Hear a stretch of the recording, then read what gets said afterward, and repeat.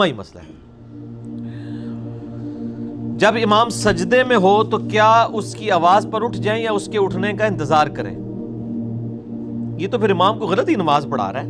امام کا کام ہے کہ پہلے وہ اٹھے، اس کے بعد وہ تکبیرات انتقال کہے تاکہ مقتدی پیچھے پیچھے رہیں۔ بخاری مسلم میں حدیث ہے کہ جو شخص امام سے پہلے رکوع کرتا ہے، رکوع سے سر اٹھاتا ہے، وہ ڈرتا نہیں کہ اس کا چہرہ جو ہے وہ گدھے کے چہرے سے بدل دیا جائے۔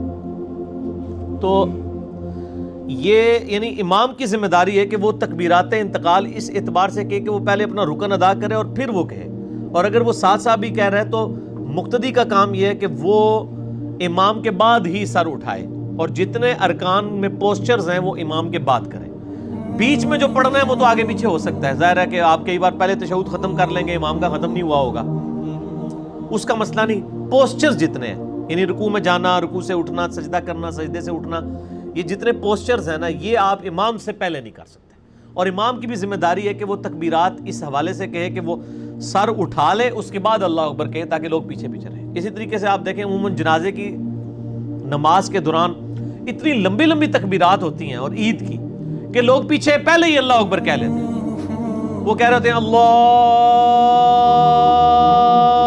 اکبر، وہ اب اتنا لمبا سانس تو کسی کا نہیں ہوتا، کوئی بیچارہ شروع کر بیٹھے تو وہ تو پھر پہلے ہی اللہ اکبر کہہ لیتا ہے۔ اس میں یہ ہے کہ امام کو آپ بر پہ پہنچنے دینا، را کے اوپر آپ پھر اللہ اکبر کہیں، عید میں بھی اور جنازہ میں بھی، تاکہ آپ امام کے پیچھے پیچھے شمار ہو۔ ٹھیک ہو گیا جی؟ امام کو بھی جو ہے نا اپنی حرکتیں صحیح کرنی چاہیے اس حوالے سے۔ اور بخاری مسلم میں حدیث ہے، صحابہ کرام کہتے ہیں کہ ہم سجدے سے اس وقت تک، یعنی ہم سجدے میں نہیں جاتے تھے ربنا لک الحمد یا ربنا ولک الحمد کہہ کے، جب تک کہ نبی علیہ السلام کو سجدے میں پہنچا ہوا دیکھ نہیں لیتے تھے۔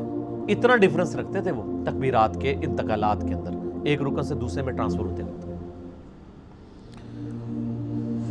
اگلا سوال ہے، عورت اور مرد کو کفن کتنی چادروں میں دینا چاہیے؟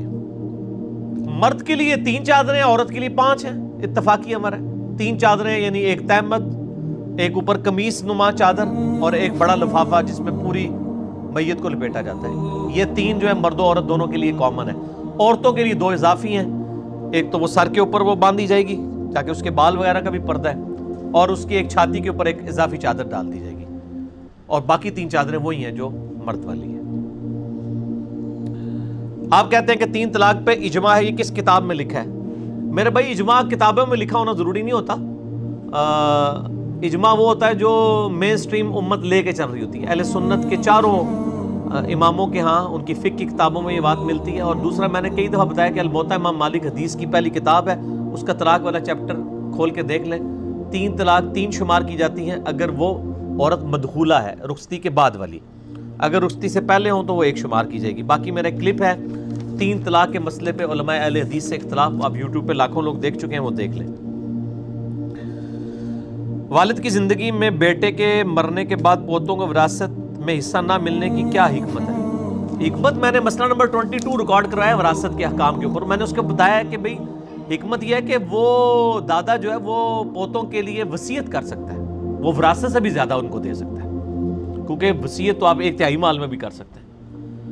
تو یہ ایک آپشن جو ہے وہ کھلا ہوا ہے، تو اس لیے یہ نہیں ہے کہ وہ بالکل ہی لاوارث ہو گئے۔ اور دوسرا یہ کہ ان کے یعنی چچا اور تایا کے اوپر بھی امتحان ہے کہ وہ اب اس طرح کے جو یتیم ان کے بھتیجے ان کے ساتھ یا بھانجوں کے ساتھ کیا سلوک کرتے ہیں، ان کے لیے بھی اس اعتبار سے اہتمام ہے کہ وہ کریں اور